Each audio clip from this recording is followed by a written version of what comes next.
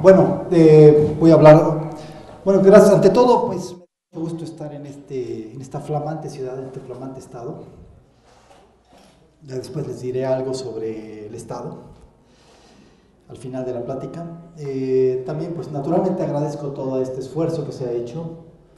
Yo vengo representando a la Agencia Espacial Mexicana, es una entidad gubernamental formada por una ley federal, después de haber hecho numerosos foros de consulta donde se consultaron a más de 470 profesionales, estudiantes mexicanos en general, pero también extranjeros y mexicanos residentes en México. Yo pienso que es un ejemplo de una entidad federal que se creó con mucho cuidado, fue a través de una ley, a través de una política de Estado. Muchas veces nos quejamos de que no hay política de Estado. Si bien en general hay una política espacial de México que se emitió en 2011 y está en el diario oficial. La Agencia Espacial Mexicana tiene una junta de gobierno, ahorita voy a presentarles algo en general. Tiene también no diría yo, una gran expectativa, hay un gran entusiasmo por las comunidades. México, pues naturalmente no entra al espacio en este momento, así como tampoco entra a la era de la información o a la era de las nanociencias, porque mencionaban que hay quien le gusta más lo micro que lo macro. Lo micro produjo la revolución cuántica y lo macro produjo la revolución de la relatividad. Finalmente, todas estas cuestiones tienen que ponerse en una perspectiva socioeconómica. ¿Qué tanto los resultados de la ciencia y la tecnología, en este caso espacial, pero es cualquiera, van a ser útiles para la solución de los grandes problemas y retos del aeroespacial? Y esa es una pregunta central. Es más, si saliendo de esta reunión salimos con elementos suficientes para responder a esta única pregunta: ¿para qué una agencia espacial? ¿Para qué una agencia espacial si hay tantos problemas en México? Hambre, agua, seguridad, ordenamiento, cambio climático, pesca, agricultura, desastres naturales, deforestación. Los podemos poner en orden alfabético. Y solamente si esta entidad gubernamental y muchas otras se plantean esta pregunta y los resultados de la ciencia y la tecnología y naturalmente su derrama sobre la expansión del conocimiento, sobre la formación de recursos humanos, se ponen en esta perspectiva, solo así será viable, solo así convenceremos a los tomadores de decisiones.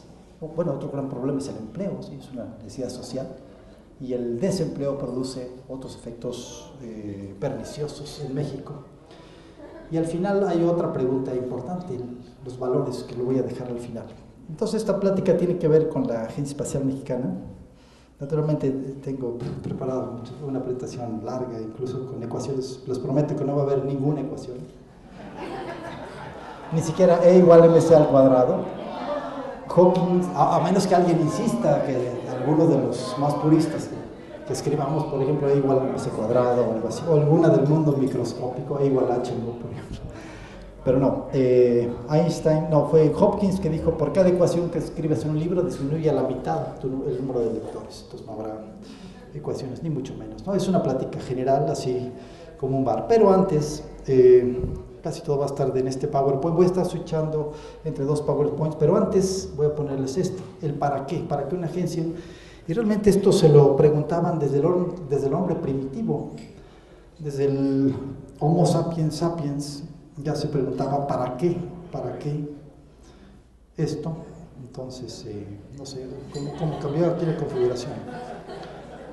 Y perdón que esté en inglés, por ahí tenía la traducción en español que no la encontré. Entonces, dice, cazamos, comemos, dormimos. Entonces, ¿para qué necesitamos altas matemáticas en la vida real? Aquí está, es cálculo, es álgebra, no creo que sea. Todavía hay ecuaciones diferenciales. Y aquí están tomando debida nota, ¿no? Entonces es la misma pregunta, ¿sí? ¿Para qué? ¿Para qué la ciencia? ¿Para qué el conocimiento? ¿Sí? ¿Para qué una política de Estado? ¿Para qué una agencia de ciencia y tecnología? ¿Para qué una agencia espacial mexicana? Y es es un síndrome de los científicos. En México está bastante acendrado que nuestras tendencias y nuestros estímulos, porque al final el mundo vive a base del estímulo, ¿sí? Puede ser económico, puede ser otro tipo de estímulo, poder, puede ser trascendencia social, puede ser otros, muchísimos, ¿no? Entonces hacia arriba es qué tanto conocemos, qué tanto entendemos el mundo, hacia abajo no lo entendemos nada, hacia arriba mucho. Hacia la derecha, qué tanto le sacamos provecho, dinero, consideraciones de uso monetario, comercial, etcétera, ¿sí? Entonces el Bohr era el gran científico del átomo. A él no le interesaba hacer dinero, ¿sí? Aunque sacó el premio Nobel y con eso compró una casa cerca de Copenhague, pero bueno, tenía que vivir en algún lugar, sobre todo un país frío. Y él le interesaba nada más este cuadrante que se llama el de Bohr, ¿sí? No le interesaba el dinero, más bien conocer el átomo, las órbitas, los números cuánticos, los enlaces y nada más. Y luego Edison, por ejemplo, él era al revés, él no le interesaba conocer nada, decía, no me importa las ecuaciones de Maxwell o la termodinámica de Boltzmann, le interesaba el dinero, ¿sí? Aplicaciones, uso. Entonces por eso lleva el cuadrante de Edison. Pero yo pienso que este es el ideal de muchos científicos, si no es que debería ser de muchos más, es el cuadrante de Pasteur, que Pasteur fue un científico francés que desarrolló muchas aplicaciones, sobre todo en medicina, en vacunas, pero también en la bioquímica del alcohol, la cerveza, el vino, etc. De hecho, su familia tenía intereses vinícolas en una zona de Francia que se llama el Jura. Incluso todavía los descendientes los tienen. Son vinos más o menos estándar. Pero era profundamente básica, ¿sí? Esa es la clave. O sea, a la vez era ciencia básica y a la vez ciencia muy aplicada, ¿sí? No está, ciencia básica y aplicada no están en dos extremos de una recta. Es un desdoblamiento hacia este cuadrante, ¿sí? Entonces, naturalmente esto nos induce a pensar que el alcohol ha sido fuente de inspiración, ¿verdad? El otro científico inglés, Joule, que desarrolló la teoría de la energía y la conversión, etcétera, era de una familia de cerveceros también, entonces él se inició en ese ambiente etílico, digamos, en el buen sentido de la palabra, por supuesto. Bueno, entonces esa es un poco la idea, un poco para qué sirve una entidad gubernamental. Dice, bueno, hay quien dice, y con toda razón, ¿sí? ¿Para qué crear una entidad burocrática más, o una ventanilla más, o una instancia más? Bueno, y eso no corresponde a la sociedad responder, le corresponde a nosotros, los que estamos en la agencia, la comunidad que nos rodea. La SOMECITA, que es la Sociedad Mexicana de Ciencia y Tecnología Aeroespacial, que organiza este evento, la Red CITE, la Red de Ciencia y Tecnología del CONACYT. Tercer elemento inicial, que México tiene talentos. Yo tengo conocidos en la Universidad Autónoma de San Luis Potosí, en el Instituto de la Comunicación Óptica, que yo trabajé mucho en comunicaciones ópticas. El doctor Lastras es que naturalmente es de una familia de directores, rector, su papá, y bueno, él maneja el Instituto de Investigación en Comunicación Óptica, el ICO, también el IPICIT, San Luis Potosí. Yo participé en su junta de gobierno cuando se creó, después de muchos años de que no se creaba un centro de investigación federal en México. Y después han pasado muchos años y se han creado muy poquitos. Hubo el boom de los 70s, en que se crearon numerosos centros en las provincias mexicanas. Yo dirigí el de Ensenada, Baja California, durante 9 años, y fueron realmente épocas muy interesantes en la historia de México. Se creó el CONACYT en los 70s. Se crearon, de los 27 centros que hay actualmente el CONACYT, en los 70 se crearon 20. Entonces, algo muy importante. Naturalmente han seguido derroteros muy diferentes. Muchos fueron creados y no subsistieron, como el de Oaxaca, por ejemplo. Otros son muy grandes, otros ya tienen subsedes en diferentes estados de la República, representaciones en el extranjero, tienen programas de posgrado a nivel internacional, importantes relaciones con agencias, con centros de investigación e instituciones internacionales. Pero en la cuestión espacial, México no parte de cero, o sea, no se dijo, vamos a crear una agencia para ver después qué se nos ocurre hacer en el espacio. De alguna manera, primero, es una especie de, eso denota el interés del Estado mexicano, y el Estado entiéndase como el poder ejecutivo y el poder legislativo, ¿sí? Esperemos todavía no llegar al judicial, ¿sí? Entonces, como dicen, en el espacio hay que tomar riesgos. Si uno no arriesga, nunca va a ganar. La decisión más fácil de tomar es no tomar ninguna. Es más, si yo hubiera dejado esas cosas así estiradas, pues hubiera funcionado. Y si lo cambié, a lo mejor se hubiera abortado la presentación después de media hora de esperar. Pero el espacio es tomar riesgos y afortunadamente funcionó. No es cierto, ya lo tenía preparado. Sí fue un arriesgue. Bueno, entonces en el 70 existió una Comisión Nacional del Espacio Exterior, se lanzaban cohetes. Hay que hacer una mención especial a este estado que a través del sitio de lanzamientos llamado Cabo Tuna fue pionero en el lanzamiento de cohetes, naturalmente con la participación importante de comunidades, del sector privado, pero de manera muy importante del sector académico, de diferentes instituciones de investigación. Entonces, eso fue desde los años 50, ¿sí? No digamos poco después del Sputnik, ¿sí? Poco después de la bomba B2 de los nazis, ¿no? Entonces México fue pionero. El problema es que no hubo continuidad, como ha pasado en otras disciplinas. Por ejemplo, México en los años 20 construía aviones, hélices, fuselajes, alas, trenes de aterrizaje. Y después no siguió, ¿sí? En los 70s existió la Comisión Nacional del Espacio Exterior, se extinguió a fines de los 70s, y después México tuvo el Instituto Mexicano de Comunicaciones que aprovechó la compra, y subrayo la compra y la operación, no el diseño y el desarrollo como todos queremos que sea en el futuro, la compra y la operación de un sistema de satélites geoestacionarios llamado en aquel tiempo Morelos 1 y 2. Ahí se aprovechó naturalmente esta inversión del gobierno federal, se tuvo la visión de formar un Instituto Mexicano de Comunicaciones, de también preparar algunos experimentos para ser desarrollados en la cabina y en el espacio de carga, aquí atrás, donde van todo el cargo.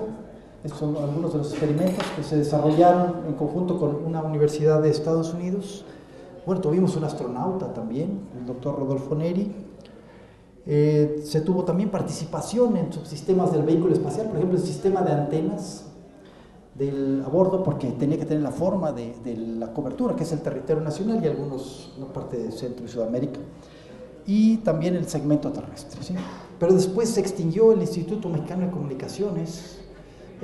Aquí experimentos, siempre presento estas fotos con la gente, porque es importante ver que detrás de todo hay gente que participó en esto. Aquí mi colega Mario Arriola Santander, que ahora está en la Agencia Espacial Mexicana, fue uno de los que participó aquí. El problema es que él tomó la foto y él no aparece. Por eso lo menciono, a los demás no los menciono porque seguramente nos van a reconocer, ¿verdad? Después de, no sé si vieron la película Los Space Cowboys, ¿sí? Después de 30 años se juntan. Voy a retomar este modelo hollywoodiano en un momento. Después en los 90s, el Estado era el propietario de los sistemas, eso le daba la soberanía, le daba la autonomía en ciertas áreas, entre comillas, pero finalmente el Estado era el propietario. Después, al final de la vida útil, un satélite no dura toda la vida, dura entre 10 y 15 años, ahora duran un poco más si se manejan inteligentemente, como un carro. Y también después en los 90 se reemplazó el sistema ya con satélites de mayor generación. Ven la forma de las antenas, es un tanto irregular por la superficie del país, la geometría.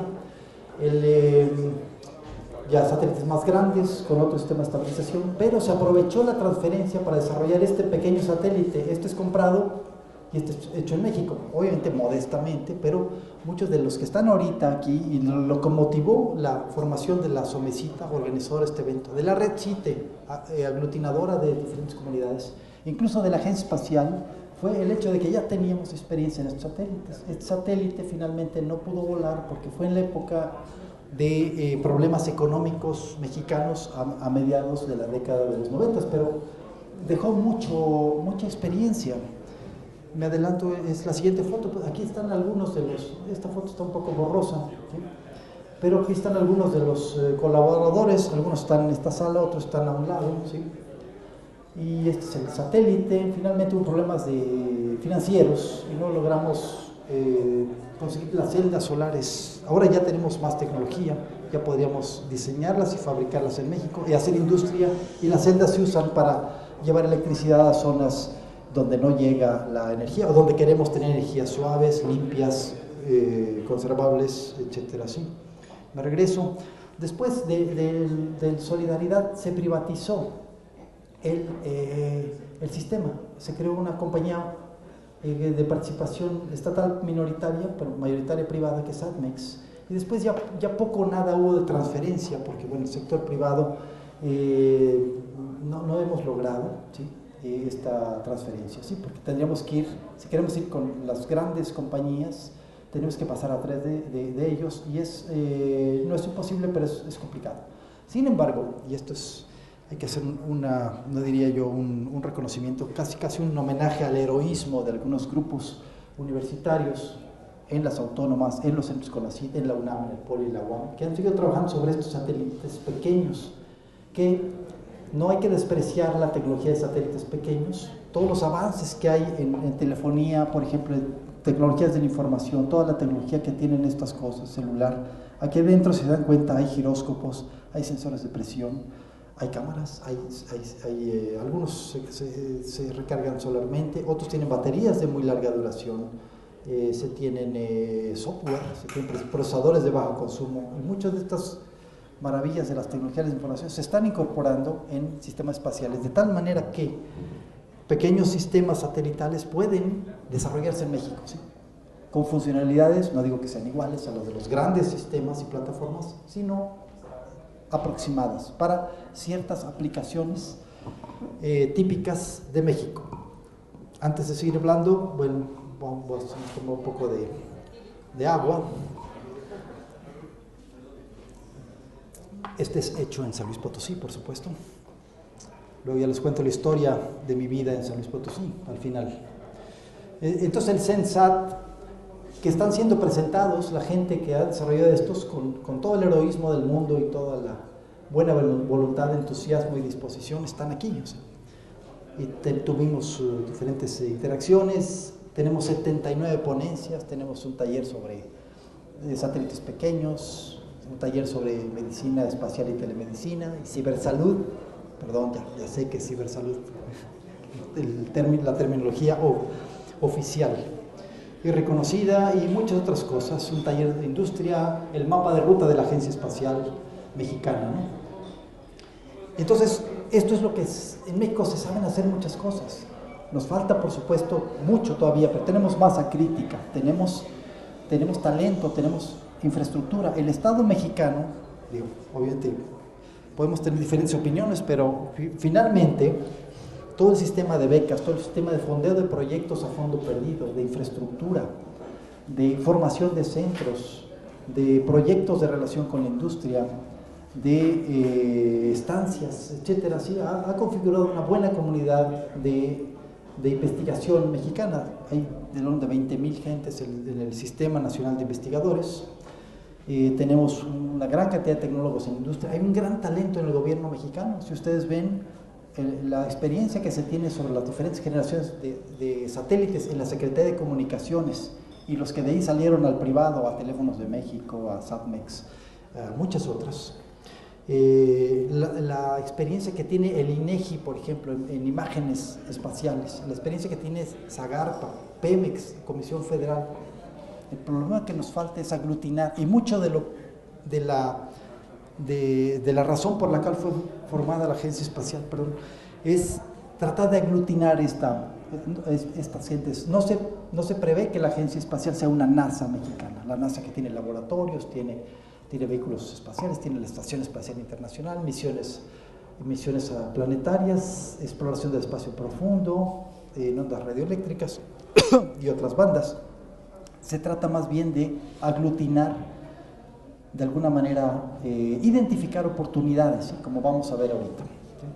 Me estoy adelantando. Y realmente, volviendo al tema de los vaqueros espaciales, ¿no? Si ven aquí a los Space Cowboys, son los de pelo blanco y barba blanca, pero son los veteranos de las batallas de los 80s y 90s, pero si ven hay jóvenes y hay mujeres, cosa que es importante. Esta foto es muy representativa porque es el México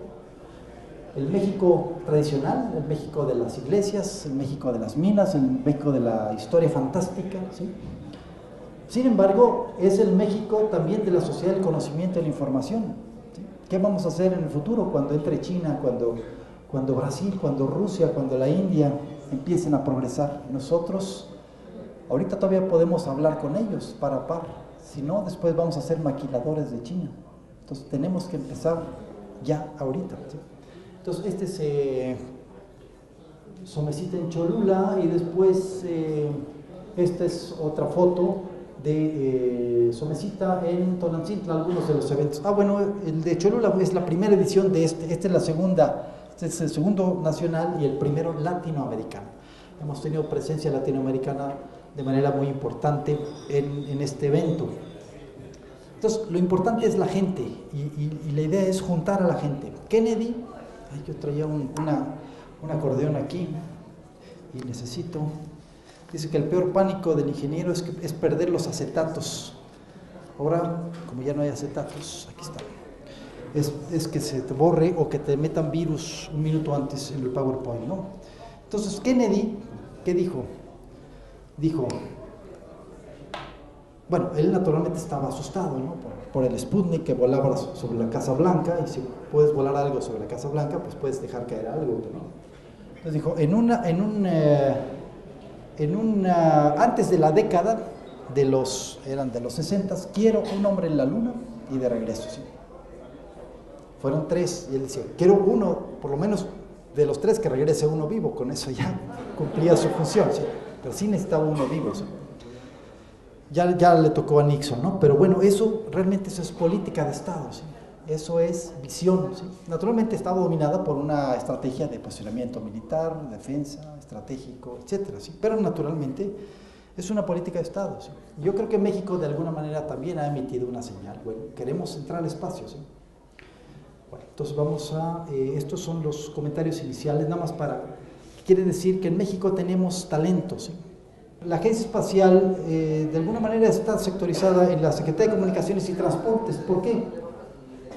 Porque desde el punto de vista de compras directas, en lo que más gasta el Estado mexicano en relación con el espacio es en satélites. Obviamente subsidia a las universidades autónomas, y hay grupos que trabajan astrofísica, astronomía, entonces indirectamente el Estado está invirtiendo, no hablemos de gasto. La investigación es una inversión muy redituable, por cierto, si se sabe canalizar, si se sabe tener la cadena de valor. Ahorita regreso sobre la cadena de valor. Y aquí tenemos por este lado aquí está Secretaría de Marina, falta aquí, Defensa Nacional a través de la Fuerza Aérea Mexicana, entendiéndola como no una fuerza de defensa contra una potencia extranjera, ¿sí? Sino como fuerzas de protección de la población ante el crimen organizado, el tráfico de sustancias ilícitas, etcétera, ¿sí? Y naturalmente la atención a desastres causados por fenómenos naturales o por actividades humanas, gobernación, relaciones exteriores, educación pública, etcétera, ¿sí? De este lado está la parte académica. Aquí está la Academia de Medicina, que es muy importante. Aquí tenemos al doctor Ramiro Iglesias, es distinguido investigador, profesor y entusiasta del espacio, no solamente de la cibermedicina, de la telemedicina, de la medicina espacial, sino de todo lo que tiene que ver con el espacio en particular. Y pues nos da mucho gusto estar honrados con su amable presencia en el simposio, en el congreso y en el bar, por supuesto, ¿sí? Decía, ahorita me acuerdo, y lo quería apuntar el acordeón, pero se me olvidó, pero ahorita ya me acordé, que es Heisenberg, el famoso físico Heisenberg, del principio de Heisenberg, que la gente que les gusta el mundo microscópico debe conocer, porque es un principio fundamental. Decía, la física moderna no se hace en las aulas ni en los laboratorios, se hace en conversaciones entre amigos. Y esa es ciencia en el bar, ¿sí?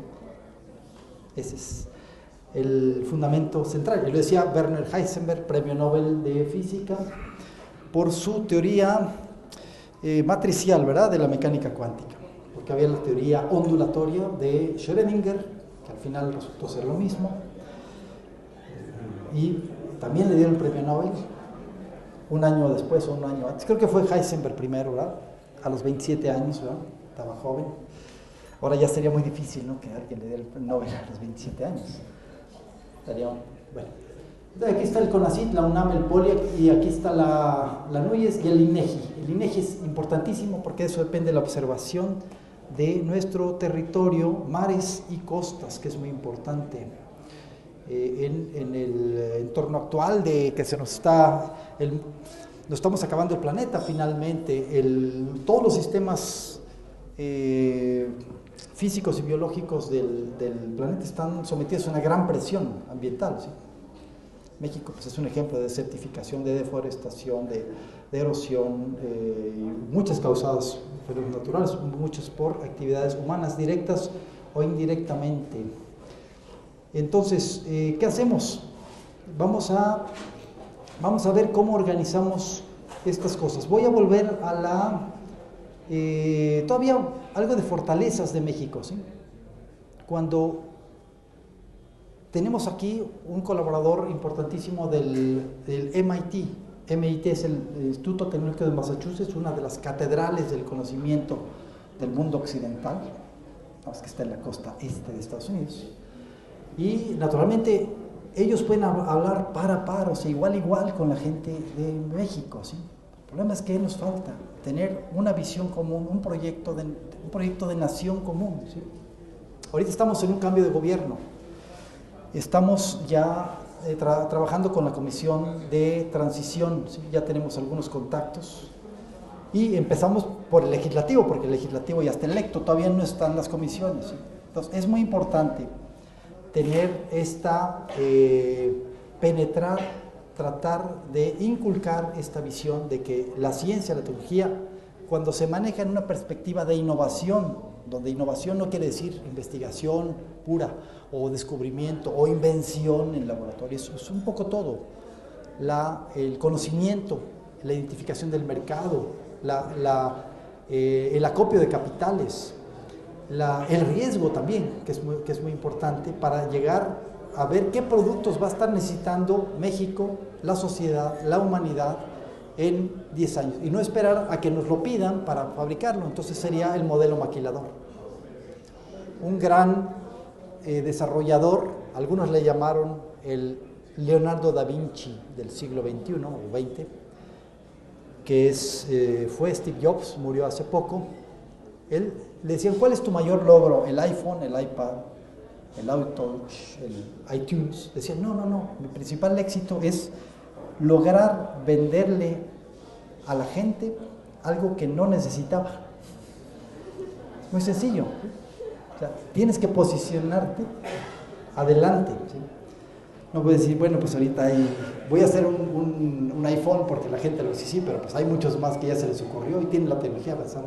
¿Qué tanto vamos a ver a futuro? ¿Sí? Y por lo tanto necesitas tener un pasado. No hay milagros, o sea, esto se construye con sangre, con sudor, con horas, con coordinación, con toma de decisiones y con dinero, al final de cuentas. Pero México tiene muchas capacidades, no voy a ser exhaustivo, en comunicaciones por satélite, en diferentes bandas, aplicaciones, por ejemplo, aquí está telemedicina, ¿sí? No se me podía olvidar, y aquí hay algo más, esto es banda ancha, ¿sí? Banda ancha satelital, que ahorita banda ancha, todos queremos banda ancha, ¿no? Y ya está tomado como un parámetro de bienestar, ¿sí? Antes era el acceso, por ejemplo, agua potable, a transportes, a sistemas de salud. Ahora ahí es también la banda ancha, ¿no? Esa cantidad inmaterial, indefinible, ¿sí? Fácilmente. ¿Cómo defines un espectro electromagnético? Sin embargo, tenemos no solo grandes retos, tenemos ahorita grandes litigios por las bandas, ¿sí? Las bandas que desocupa la televisión analógica, que ahora es con el apagón, etcétera.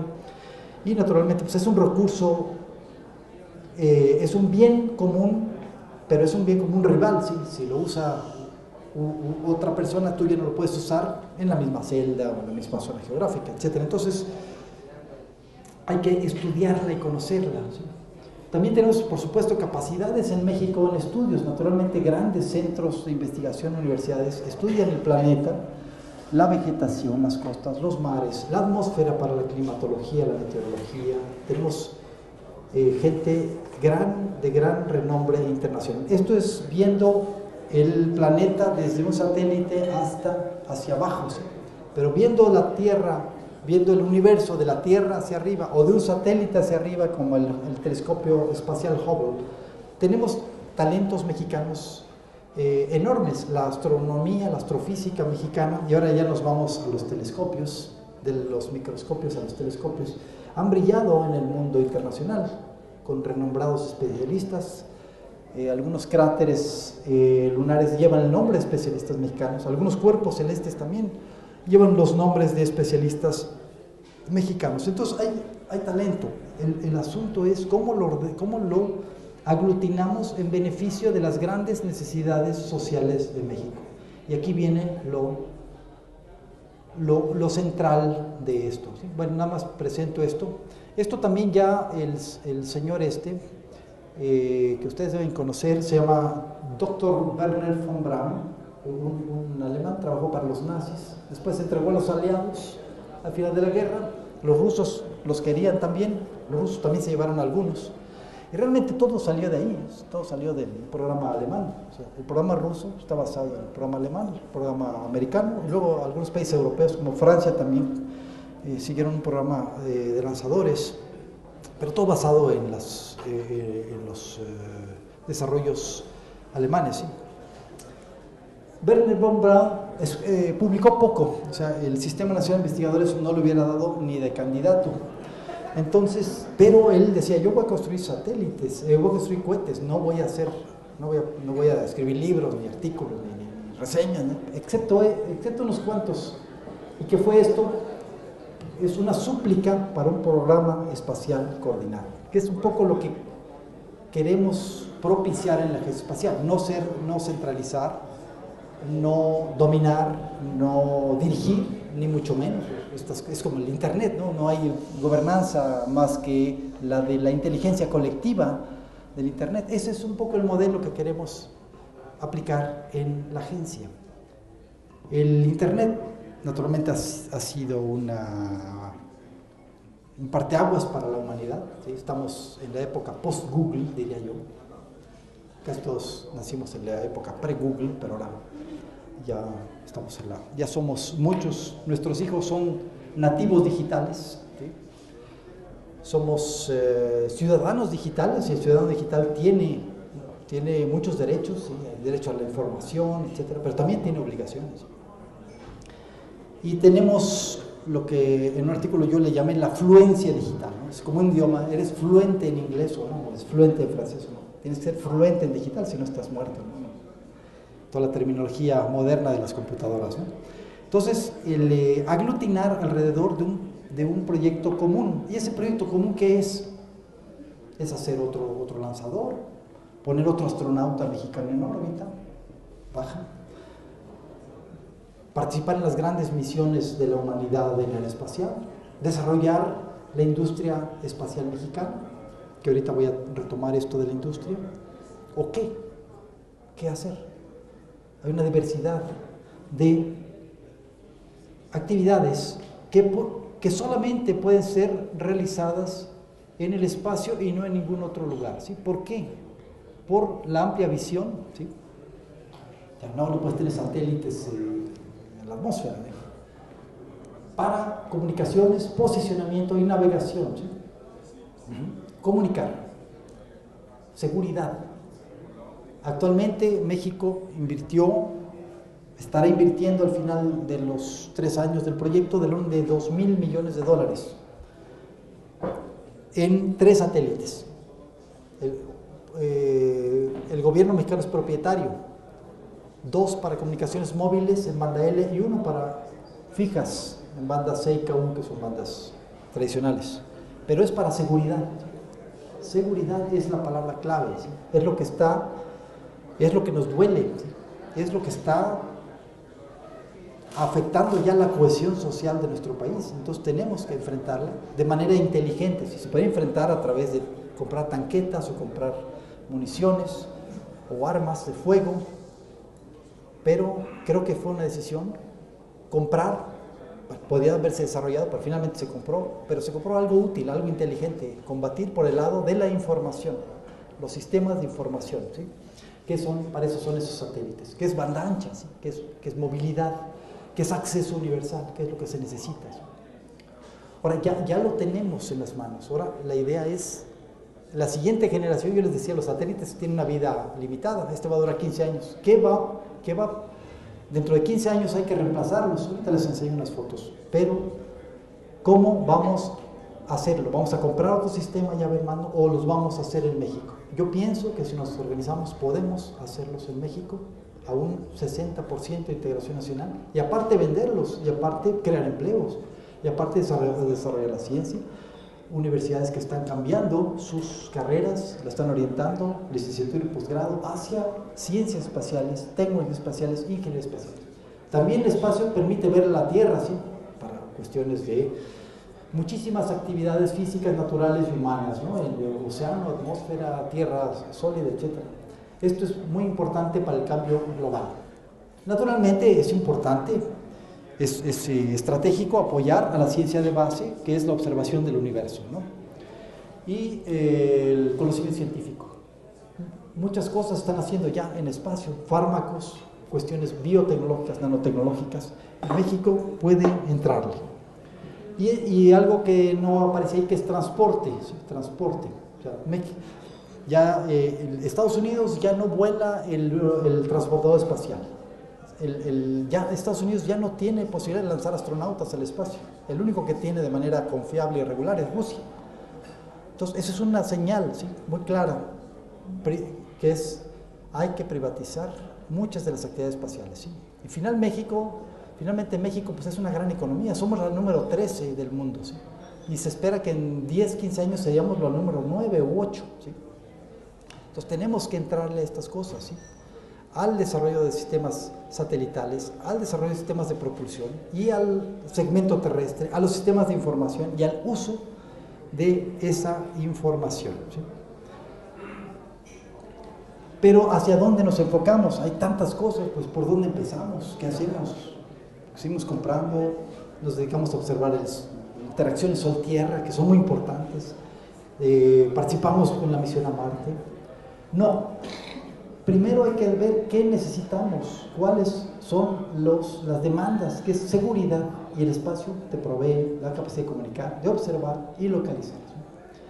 El acceso a la información, estamos en la era digital, necesitamos, no solo hay una brecha digital, hay una brecha de banda ancha. Puedes tener internet, pero si no es banda ancha, lo siento, estás marginado digitalmente, cibernéticamente hablando. Sustentabilidad ambiental, el medio ambiente y manejo de recursos, así como desastres causados por fenómenos naturales. Esto es lo que tenemos que ver, y ya después vemos cómo usamos el espacio, y no al revés, es decir, puedo construir el mejor sensor, el mejor proyectil, el mejor satélite, la mejor plataforma, ¿sí? Por supuesto, todo lo que está ligado a la movilidad y tecnología de la información. Entonces, de ahí sale la política espacial de México. Esta se publicó en 2011, en el Diario Oficial, y habla, no voy a ser exhaustivo, habla de rectoría del Estado en algunas cosas, ¿sí? Autonomía, sobre todo lo que tiene que ver con seguridad, medio ambiente, mares territoriales, etcétera, ¿sí? Protección de la población en caso de desastres, sustentabilidad ambiental, pero por supuesto impulsar el desarrollo científico y el desarrollo del sector productivo. Voy a seguir con esto en un momento, formar recursos humanos y algunas otras, ¿no? Después ya, ya operando la Agencia Espacial, nosotros empezamos en noviembre de 2011, tenemos entonces como 10 meses de haber operado, ha habido avances importantes, nacimos a final de sexenio, estos son retos importantes desde el punto de vista financiero, pero bueno, siempre hay retos, ¿no? Ahora tenemos que posicionarnos ante la nueva administración, ser relevantes y ser útiles. Entonces estamos organizando alrededor de 5 pilares: capital humano, investigación, industria, internacional, porque todas las agencias, incluso la NASA, por más grandes, necesitan la relación internacional. Y antes de entrar a la parte industrial, y aquí viene un mapa, siempre hay que poner un mapa, a ver cómo está San Luis Potosí. Aquí está. Bueno, vamos a poner esta que yo les decía, retomando esto del celular al espacio. Esta es la masa, ¿sí? Más de 1000 kilos, estos son los países desarrollados, pero hay una diversidad de satélites para una gran cantidad de aplicaciones que se pueden desarrollar en México, ¿sí? y que tienen un aspecto de utilidad práctica muy importante para observar el territorio, para comunicarnos, para geoposicionarnos y muchas otras actividades, en constelaciones o en formación o en red, utilizando el soporte del sistema terrestre que está tan desarrollado con fibras ópticas, cables, wifi, WiMAX, enlaces ópticos, etc. ¿Sí? Entonces en México los centros de investigación trabajan sobre nanosatélites. Hoy tuvimos una plática, un taller para diseñar un microsatélite mexicano, ¿sí? Y de ella va a ser muy fácil transitar hacia acá, ¿sí? Ahora, hasta ahorita estamos preferentemente en grupos universitarios, pero ¿qué pasa con la industria? La industria, que finalmente el Estado no produce riqueza, la Agencia Espacial no va a producir riqueza en sí, la riqueza se produce en la industria, ¿sí? El problema es que la industria mexicana todavía estamos en un modelo transicional, de un modelo maquilador, ¿sí? Que queremos que transite a un modelo de más desarrollo, porque finalmente es otra necesidad social, que es el empleo, y la industria produce empleo importante, la industria aeroespacial. Aquí, por ejemplo, es el mapa. Este está un poquito viejo, ahora son 260 empresas con más de 32,000 empleos directos, y estos son empleos bien calificados, bien pagados, con una oportunidad de desarrollo profesional muy importante. No es como en otros sectores, ¿no? Que no voy a mencionar, ¿no? Que son empleos de menos calificación. En 17 estados, por ejemplo, aquí vemos San Luis tiene 6 industrias en el sector espacial, otros tienen, por ejemplo, Baja California tiene ya cerca de 60, Querétaro no tiene muchas, pero bueno, 35 sí ya son considerables, pero son grandes en Querétaro, ¿sí? El empleo principal está en Baja, ¿sí? Pero es un área de gran crecimiento a nivel nacional, pero vean que todavía sigue siendo casi manufactura, reparación, solamente 10% en diseño, ¿sí? Pero provee, este es 2011, se estima en 2012 que esto llega a 5.100 millones de dólares en exportaciones, que está muy bien posicionado a nivel de la cadena de valor de la industria aeroespacial a nivel internacional. Sin embargo, esto de aeroespacial es el nombre del sector, casi todo es aeronáutico, ¿sí? Si se dan cuenta, hace 15 años aquí no había nada, ¿sí? De cero creció a 2 dígitos por año. Entonces podemos inferir que la industria espacial de satélites, plataformas, lanzadores, va a tener un despegue tanto más importante que esto, porque no solamente se están abriendo nuevos nichos en satélites, nuevas frecuencias, nuevas posiciones orbitales, nuevos instrumentos y además nuevas necesidades. Y aparte México ya puede trabajar la llamada tecnología dual, que es civil y de defensa. Hay que entender, de defensa es no defensa a nivel enfrentamiento país contra país, enfrentamiento contra el crimen organizado, el tráfico, etcétera, y la seguridad a una escala mundial, ¿sí? Y transita, esto ya se está viendo, transita de ensambles simples en manufactura ya hacia ensamble avanzado, diseño, innovación, investigación y desarrollo, ¿sí? Entonces se puede inferir que la industria mexicana espacial despegará muy rápidamente y proveerá el empleo, proveerá el desarrollo de las regiones. Si se dan cuenta, y vuelvo aquí, Esto es un ejemplo muy exitoso de descentralización. Si ven ustedes, en la parte centro hay muy poquito, ¿no? ¿Dónde está el centro? ¿Sí? Bueno, si nada más vemos DF y Estado de México son 15, nada más, el resto están fuera del DF y Estado de México. Aunque actualmente políticamente es importante el Estado de México, ¿verdad? Bueno,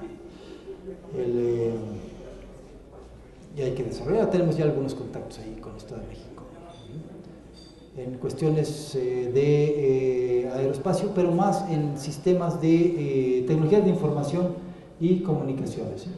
Aquí nada más esto de para que perciban ustedes la importancia de un sistema y de las decisiones gubernamentales. Son los 3 satélites que se compraron, ya se pagaron. El primero, que es el más sencillo, el que no tiene estas antenas grandes, se lanza en diciembre. Se quería lanzar antes del 1 de diciembre, pero la fecha es el 7 de diciembre, ya le va a tocar a la siguiente administración. Ahora ya no se llama, no tiene este nombre, ya se llama Bicentenario. Después se va a lanzar que es Centenario en 2013, y se va a llamar Morelos 3, por herencia del primer sistema doméstico mexicano. Pero estos se compraron llave en mano, ¿sí? No hubo participación mexicana. Nos pusimos a hacer, junto con RedCita y Somecita, esta matriz. Aquí nada más puse estos 10, pero hay 100 instituciones que tienen experiencia en diferentes subsistemas espaciales, ¿sí? Muchos de ellos aquí presentes. Entonces, el mensaje es que en México podemos hacer esto, ¿sí? Es cosa de juntarnos. Este evento y esta sesión de ciencia en el bar, naturalmente, es un habilitador importante para que nos juntemos, para que platiquemos, busquemos recursos, y al final de cuentas se requiere dinero. En todas las agencias espaciales exitosas en los países que las tienen, siempre ha habido un respaldo inicial del Estado. Ya después los dejan volar solo, como Estados Unidos está dejando todo lo que es transporte a órbita baja, habitada, o sea, tripulada, al sector privado. Es increíble. Esto a veces impensable en la época del Apolo, ¿no? Y nada más como anécdota, en la época del Apolo, el gasto de Estados Unidos en la NASA equivalía al 6% del gasto federal total. O sea, imagínense el 6% de un gasto federal donde hay defensa, salud, educación, carreteras, etcétera. El 6%. Ahora tiene 0.4% nada más. O sea, la NASA se le redujo. Sigue siendo mucho dinero. Equivale a 19,000 millones de dólares por año. Pero es el 0.4% nada más. Lo redujeron más de 10%. A menos de la 10ª parte. En México podemos hacer, si identificamos esos nichos que tienen que ver con las necesidades. Si vamos a hacer un satélite para observar el territorio, es para la seguridad, para las inundaciones en Tabasco, los incendios en el norte, para el estudio de la deforestación, de la erosión, de los fenómenos en litorales. Y eso será una jugada de doble ganancia. Primero, va a resolver un problema y va a crear tecnología que nosotros podemos usar en otras aplicaciones, incluso en otros sectores. Se habla naturalmente y de manera recurrente de que en el espacio se desarrollan tecnologías que después se encuentran aplicación en otros lugares. Por ejemplo, el velcro, el tupperware, y otros, el GPS, por ejemplo, materiales, navegación, electrónica, semiconductores, etcétera, ¿sí? Eso es lo que debemos estar haciendo en México, y el gran entusiasmo que hay en las comunidades de hecho ya hasta tenemos un pequeño diseño aquí, naturalmente en colaboración con una entidad, una universidad, una empresa que surgió de una universidad a nivel internacional, surgió de la Universidad de Surrey en Reino Unido, surgió con 5 investigadores que salieron y $100. Hoy es un consorcio que ha producido 35 lanzamientos exitosos. Los compró Astrium, que es el tercer consorcio satelital internacional, y en 85, cuando tuvimos el experimento de los modelos, estamos iguales que ellos, ¿sí? Construyendo satélites amateurs, ¿sí?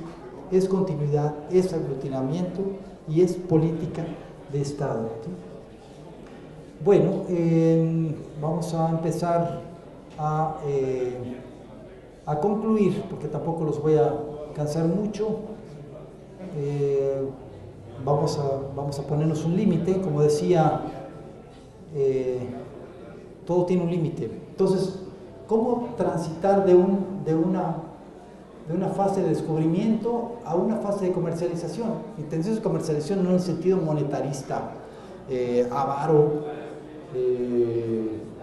desinteresado, sino transformar conocimiento en bienestar, transformar conocimiento en dinero, por supuesto, que son los impuestos que idealmente el Estado va a regresar a la investigación básica.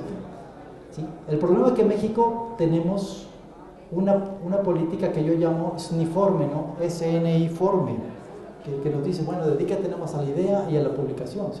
Con fondos gubernamentales, pero hay todo este camino a recorrer, ¿sí? La propiedad intelectual, la transferencia, el licenciamiento, las regalías del mercado y después esto, y naturalmente con el riesgo, con labores de investigación, desarrollo, incubación, etcétera. ¿Sí? ¿Qué pasa con lo que México genera de información? Esto va al extranjero, ¿sí? Las citas, los niveles de factores de impacto, el factor H, Hirsch. ¿Y cómo le hace la industria mexicana para nutrirse de conocimiento? Ah, pues esto viene del extranjero. ¿Sí? Entonces estamos desperdiciando todas estas preciosísimas oportunidades de transformar los conocimientos mexicanos acá. Es fácil decirlo, por supuesto, ¿sí? Puedo hablar aquí, pero hay que tener, por lo menos, estar consciente de que se requiere toda esta cadena de valor, ¿sí? Es una cadena de suministro. ¿Cuál es tu cliente en el sentido amplio de la palabra? ¿Sí? Entonces, esto es un poco lo que queremos también desarrollar en la agencia, un modelo ya de valor, y para eso hoy tuvimos un pequeño taller, que es el tercero de una serie, para hacer un mapa de ruta en que estamos identificando algunos hitos. Todavía está muy general, pero habla de un pregunta qué es un hito. Es una meta, es una, en los anglosajones le llaman un milestone, una piedra de señalar en el camino, ¿sí? Los franceses le llaman un jalón, ¿sí? Si no mal recuerdo. Es como cómo vas a medir tu avance. Por ejemplo, el hito de Kennedy era tener al hombre de regreso de la luna, ¿sí? Ese era el hito, no nada más el hombre de la luna y las fotos, etc., sino tenerlo de regreso, vivo por lo menos uno de los tres, ¿no? Y uno de ellos es lo que es normalización y validación para servicios, ¿sí? A nivel especial. El 2 es una asociación público-privada, ¿sí? Que es para diseño y gestión de proyectos. Muchas veces tenemos grandes científicos, ingenieros magníficos que desarrollan motores, sistemas, televisión a color, etcétera, etcétera, pero no tenemos la noción de comercialización, ¿sí? Eso. El tercero es la parte de plataforma satelital, lo que yo mencionaba. ¿Qué necesitamos observar y cómo vamos a resolver esto? La otra es materiales avanzados, porque México tiene desarrollos importantes en materiales, hay que capitalizarlos. En San Luis Potosí tenemos el IPICIT, la universidad, tenemos grandes centros de materiales por todo México, y las cosas se construyen con materiales. De hecho, los nombres de las eras de la humanidad son los nombres de los materiales: la de piedra, la edad de bronce, la edad de hierro. Muchos llaman que estamos en la edad del silicio por la microelectrónica, en fin. Y luego vienen los materiales biológicos, ¿sí? Lo último es, el 5 es, ¿qué tanto va a participar México? ¿Qué tanto del valor de la industria internacional espacial va a tener México en 10 años? Y creemos que podemos ser el 1%, ¿sí? El 1%, que suena, es 1% no es mucho, ¿no? Bueno, pero es muchísimo, son más de $1,000 millones por año. Entonces, ese es un poco, y esto proveerá empleo, proveerá capacitación, proveerá muchísimas posicionamiento de México. Por ejemplo, hace 20 años estábamos más o menos igual que Brasil en cuestiones espaciales, ¿no? Ahora pues no hay comparación. Brasil despegó notablemente, no solo en la aeronáutica con sus aviones, tiene lanzadores, tiene satélites, tiene bases de lanzamiento. Tuvieron un accidente medio grave hace un tiempo, pero lo están superando. ¿Y por qué Brasil sí y nosotros no? No se trata de enfrentar a Brasil, hay que hacer las alianzas estratégicas para desarrollar, seguir posicionando a México como un líder en América Latina, y esto solamente se logra si nos juntamos los mexicanos, si hacemos las alianzas adecuadas si hacemos esta unión de la triple hélice que es academia, industria y gobierno. Y la clave yo creo que no va a estar únicamente en el gobierno federal, va a estar y de manera más intensa en los estados, porque los gobernadores de los estados están teniendo una posición extremadamente favorable y determinante en el desarrollo del espacio mexicano, ¿sí? Prueba es este evento que tenemos en San Luis. Tenemos firmados ya con Puebla y Jalisco el establecimiento de oficinas de la Agencia Espacial Mexicana, en vista a otros con 6 estados más de la República, ¿sí? Algunos que ni siquiera tienen industria espacial, pero tienen necesidades. Por ejemplo, con Baja California Sur, me dice el señor gobernador, no tenemos industria ni de aviones ni de material, pero tenemos muchas necesidades. Queremos observar el territorio porque el turismo se nos está yendo, ¿sí? Necesitamos llevar telemedicina a comunidades aisladas en la sierra, en el desierto. Necesitamos ver la erosión de los litorales. Necesitamos saber dónde ir a pescar, ¿sí? Necesitamos todo el ordenamiento ecológico, ¿sí? Y mucho. Entonces la agencia espacial tiene que situarse en medio de todo esto, ¿sí? Aquí esta es una gráfica que intenté poner la complejidad de un interlocutor, ¿no? Tienes cómo poner a hablar científicos con ingenieros, con empresas, seguridad, ¿sí?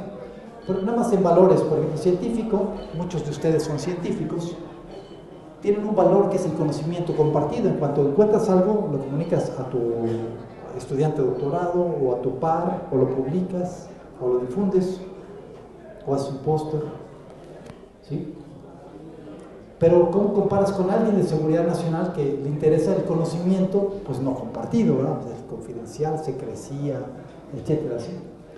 Entonces es muy difícil. Lo mismo, por ejemplo, cómo hacer un ingeniero que le interesa la innovación y la competitividad con un financiero que no le interesa si funcionó el satélite, le interesa si gastaste el dinero en lo que ibas a gastar. Oye, pero tuve que hacer una transferencia porque no. Una beca, no. Organizar un evento porque no alcanzó para las memorias, no. Entonces es problema. Pero si se dan cuenta, todos al final hay una palabra que es compartir, cooperar, compartir. Entonces es la única manera donde México va a ser competitivo en este concierto. Y esto va de una derrama sobre la ciencia, sobre la información, sobre la tecnología y sobre la educación, naturalmente. Entonces aquí, y bueno, esta ya es una de las últimas, yo lo que pienso, el espacio, ya vimos que resuelve necesidades sociales, ¿sí? Recuerdan, la pregunta fue ¿para qué una agencia espacial? Y no se puede concebir si no postulamos primero la necesidad social, ¿sí? El empleo siendo una de ellas. Motor de crecimiento económico, ¿sí? Posicionamiento de México, ¿sí? Pero también el espacio es una fuente de inspiración y conocimiento científico, ¿sí?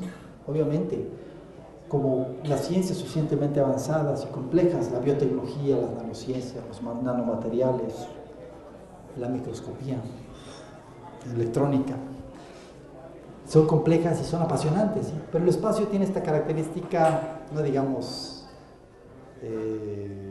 una característica de diferenciación, no quiero decir mejor o peor, sino que te da la sensación de que estás explorando nuevos mundos, que estás descubriendo, que estás teniendo un factor de sorpresa, ¿sí? Entonces todo esto, naturalmente, tenemos que capitalizarlo para inducir a nuestros jóvenes, a nuestros niños, a abordar disciplinas del conocimiento, no necesariamente el científico espacial, el conocimiento, es más, ni siquiera el conocimiento científico, valorar el valor del conocimiento, del método, de la razón, sobre otros, desafortunadamente, valores que se nos están inculcando actualmente a nuestros niños y jóvenes, causados justamente por el problema de una falta de una visión de país, falta de una aglutinación social y falta de empleo al final de cuentas, que es la clave de esto, ¿sí? Y aquí viene el problema central. Dices, bueno, es difícil, estos famosos hitos, ¿no? Vamos a hacer satélites, vamos a hacer bases de lanzamiento, participar en misiones, hacer experimentos, pero lo más difícil que yo veo, esto es muy difícil, pero lo más difícil es cómo convencer a la sociedad, cómo hacer que la sociedad mexicana valore el conocimiento, ¿sí? Cómo convencer a las familias, cómo convencer al Congreso, cómo convencer a los tomadores de decisiones que vale la pena invertir en el espacio, y en general como que vale la pena invertir en conocimiento, si el conocimiento es organizado, si lo situamos en la cadena de valor y si lo sabemos explotar de manera inteligente. Entonces el espacio naturalmente es un habilitador, es un grano de arena, los problemas son mayúsculos, ¿sí?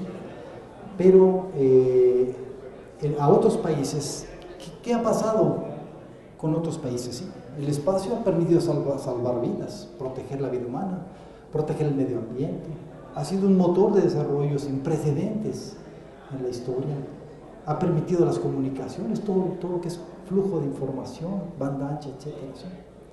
Además de ser esto una gran fuente de inspiración para el conocimiento científico y tecnológico. Entonces, en México, si usamos inteligentemente el espacio, podremos naturalmente, lo primero es proveer información a los tomadores de decisiones, por ejemplo, en caso de desastres, sustentabilidad ambiental, etc. Segundo, desarrollar la industria mexicana. Tercero, generar conocimiento científico, ingenieril, físico, astrofísico, geofísico, meteorológico, climatológico, etc. Y finalmente, interesar a los niños para voltear a ver a los valores de la humanidad, que es conocimiento, que es razón, que es método, sobre otros valores que tenemos que desterrar de nuestra sociedad. Y bueno, nada más, ya con esta me despido, levantando la copa, y bueno, salud y muchas gracias por esta invitación. Creo que va a haber una pequeña sesión de preguntas y respuestas, ¿verdad? Pero antes de brindar, se me olvidó que les prometí una anécdota. ¿Sí? Bueno, no les quería decir al principio, pero yo soy de San Luis Potosí, ¿sí? Pero de la parte de la Huasteca, de la parte petrolera. Entonces, como dicen, y ustedes van a entender muy bien, hay un dicho que dice: para hablar de las huastecas hay que haber nacido allá, saborear la carne seca con traguitos de mezcal. Y con esto les digamos salud, muchas gracias. ¿Alguien tiene una duda? ¿Alguien tiene una inquietud? Me encanta.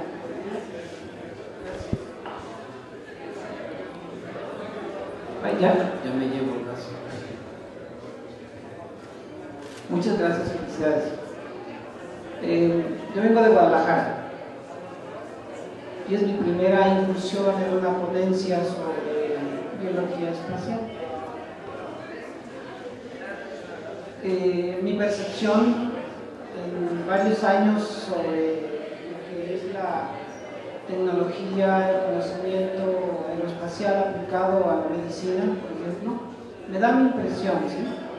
Digo, porque veo aquí muchos compañeros que hablan sobre satélites, etc. Y aquí estamos un pequeño grupo de locos también hablando sobre la medicina en el espacio. Entonces, lo que es la microtecnología para ver papeles, etc. Entonces, ya para terminar mi comentario y pregunta es interesante cómo, hoy preguntaría, ¿existe algún lugar? Yo veo muchas asociaciones que se dedican a la fabricación de satélites, etc.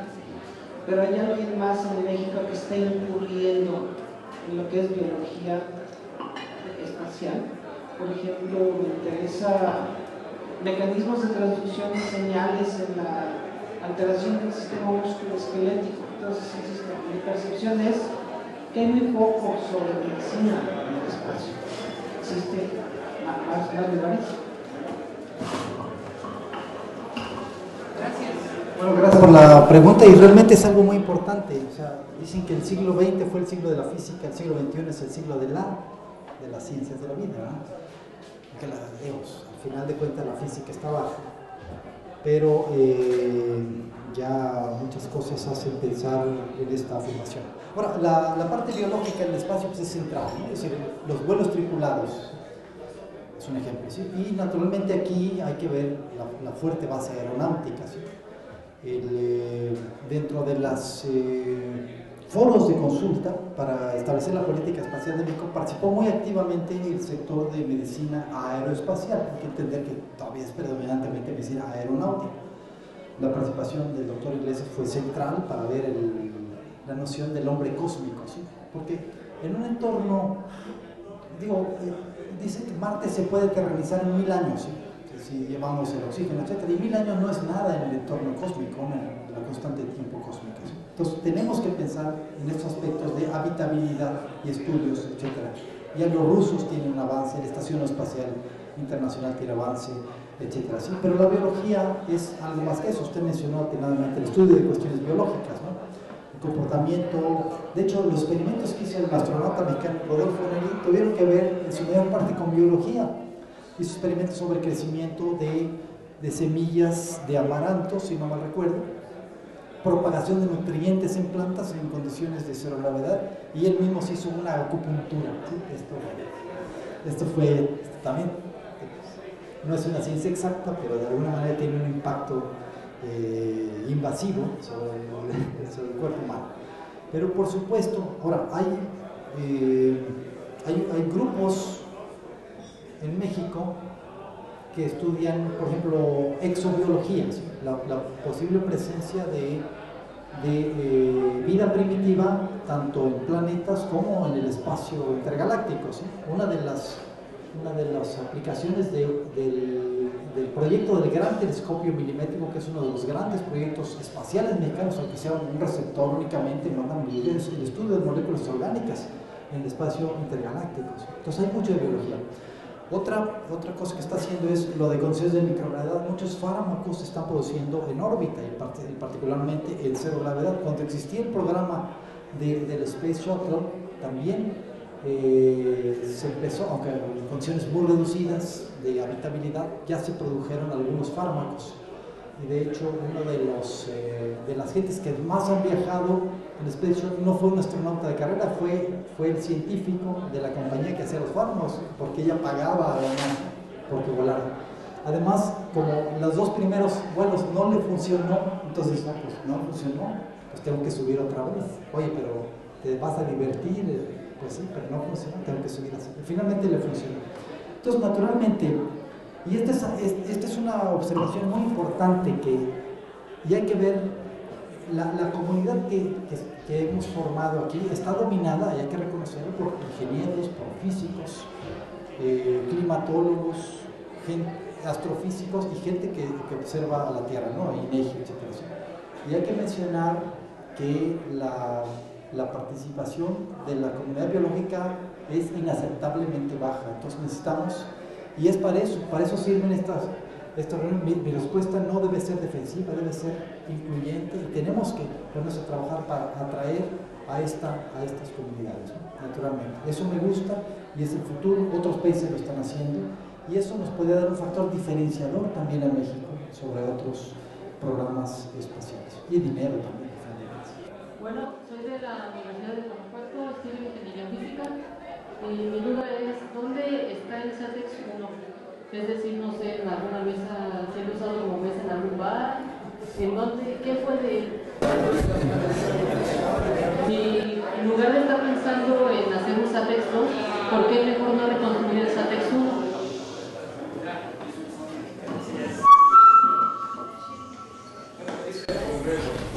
Es una pregunta muy válida y gracias por hacerla. ¿Dónde está el SATEX 1? Sí, por ejemplo, ¿dónde está tu primera XT? ¿Dónde está tu primera computadora que usaste? ¿Puesta en el bar? ¿Puesta deteniendo la puerta, etcétera? No, el SATEX 1 está en un laboratorio y desafortunadamente no voló, pero tuvo un efecto secundario magnífico. Participaron más de 100 investigadores y estudiantes, se generaron y se siguen generando. A la fecha van más de 100 tesis de licenciatura, maestría y doctorado. Ahora, realmente no es tanto dónde está ese objeto material, ¿sí? Lo importante es dónde está el conocimiento. Actualmente hay toda una disciplina que se llama la gestión del conocimiento, el knowledge management, y eso también es muy importante, ¿sí? Y tenemos que confesar que no tenemos todo bien amarrado gestión del conocimiento. Pero físicamente las fotos que viste ahí actualmente están en uno de los laboratorios de de CIME, Aeronáutica, ellos están trabajando aquí y naturalmente, tú sabes, los desarrolladores, cuando tú participas, trabajas o desarrollas o estudias o haces una tesis o una investigación experimental en un tema, es bueno, se me ocurrió algo mejor, pero no tengo todo. ¿Y qué haces cuando no tienes todo? ¿De dónde sacas las partes? Pues de lo que tienes a la mano, ¿sí? Porque ese es el progreso de la humanidad, es el proceso de la tecnología, es el proceso de la actividad experimental. Es algo que nos falta mucho en México, ¿sí? Actualmente, pues prácticamente, y eso es lo que yo hablaba de la ciudadanía digital, ¿no? Nuestros jóvenes viven en un mundo bidimensional, ¿sí? La pantalla de la computadora, ¿sí? Pero hay algo más, hay una tercera dimensión que es meter las manos, hacer los circuitos, hacer los sistemas, ensamblar, probar, y muchas veces quemarte o darte toques, o muchas cosas más que te pueden pasar, claro, con un riesgo calculado, ¿no? No vas a usar 10.000 volts, no vas a usar 12 volts. No, como dicen por ahí, no intenten hacerlo en casa, ¿no? Háganlo en condiciones de laboratorio controladas, pero esa es la lección. Por supuesto que sí deberíamos tener una discusión, y mucho de lo que hacemos aquí le llamamos ATEX 2, pero yo pienso que es un poco la evolución del concepto, ¿sí? Algunas partes las tendremos que sacar de SATEX 1, ¿sí? Por ejemplo, algunas partes muy caras, ¿sí?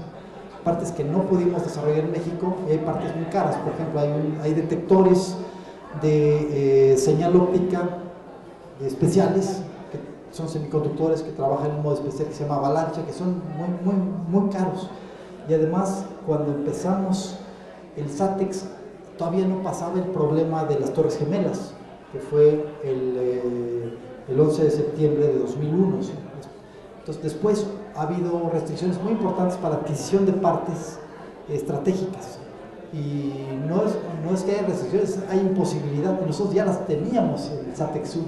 Entonces, ¿qué vamos a hacer? Pues tomarlas de SATEX 1, lo siento mucho. Pero naturalmente la pregunta es muy válida, ¿no? Y como te digo, el mundo se tiene que hacer tomando decisiones. Las decisiones pudieron no ser totalmente acertadas. Sin embargo, hay un SATEX 2, hay un grupo importante, tenemos decenas de gentes trabajando. Naturalmente estamos procurando unos recursos adicionales. Y naturalmente, esta es una pregunta muy válida. También, por ejemplo, los experimentos espaciales que desarrollamos, esos experimentos se terminaron en Estados Unidos, se enviaron a la NASA, a Cabo Kennedy, y desafortunadamente después vino el accidente del Challenger, el primer accidente del orbitador, el que explotó en el despegue. Entonces, ¿qué pasó? Nosotros estábamos en una cola de espera, ¿sí? Entonces, primero el programa tardó 2 años en restablecerse, y después empezaron a volar cargas militares, y después cargas pagadas. Nosotros éramos gratuitos porque se había negociado con Morelos. Entonces nos pusieron en la última cola. ¿Y qué pasó al final? Salió de operación el programa de transbordadores y no volaron, a pesar que ya estamos en cola, aprobados, certificados, vibrados y caracterizados. Y simplemente el año pasado recibimos una amable carta del administrador general de la NASA con una felicitación, pero pues nos regresaron el paquete completo. Entonces, pero no importa, ¿sí? No importa, hay que experimentar, ¿sí? El experimento conlleva riesgo, pero el aprendizaje fue enorme. Pero eso es válida, tenemos que reconsiderar qué tanto lo dejamos como incluso como una pieza de museo, porque más gente lo observe y aprenda de lo bueno y de lo malo, o qué tanto lo usamos para caracterizar. Si yo lo digo a los experimentadores, van a decir, sí lo quieres como pieza de museo, pero consígueme el dinero para hacer otro. Y bueno, no tenemos todo, aunque lo tuviéramos, hay partes que no se pueden comprar ya ahorita, desafortunadamente. Muchas gracias, Francisco. Creo que no nos da tiempo de otra pregunta más. No estuvo. Yo insisto que esta plática tuvo muchas lecturas, porque estamos hablando de política y en última instancia la política que debería de prevalecer es enriquecer el conocimiento, ¿no? Y que llegue a todos los mexicanos, y parece que este es un esfuerzo que está atendiendo esta demanda, ¿no? No sé si hay alguna otra pregunta, pero pues amablemente, de la otra sala. bueno, mi cielo, pero rapidísimo. A ver, pásale la... Rápidamente. Mejor ven para acá, para que si no los demás se van a poner a platicar. Acuérdate que no debe haber silencios largos, sino del otro lado se ponen a platicar. Bien, mi nombre es Abraham Cárdenas, soy ingeniero en la Autónoma, de la carrera de Ingeniería Climática. Me interesó algo que mencionaba al principio,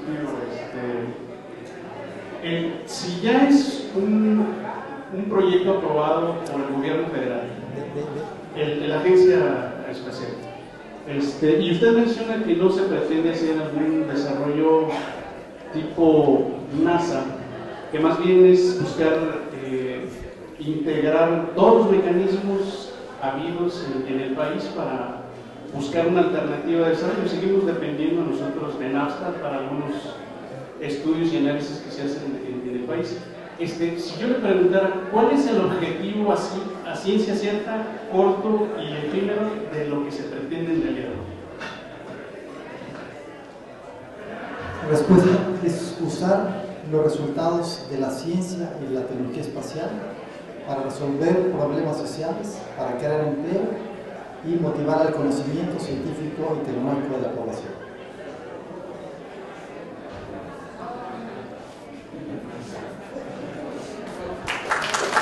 Un aplauso. Muchísimas gracias, Francisco Javier. Muchísimas gracias a ustedes por esta Ciencia en el Bar. Anuncio, la próxima Ciencia en el Bar, el último miércoles del mes de octubre. Ya no me acuerdo la plática, ¿cuál tocaba? ¿La de Vanessa o la de Bernardo? La de Bernardo. Nos va a venir a dar una plática, un pintor. Eso es novedad en la Ciencia en el Bar. Los esperamos el próximo evento y muchísimas gracias. No, a ustedes. Francisco, Gracias. y pues que disfruten la noche. Muchas gracias, gracias por todo.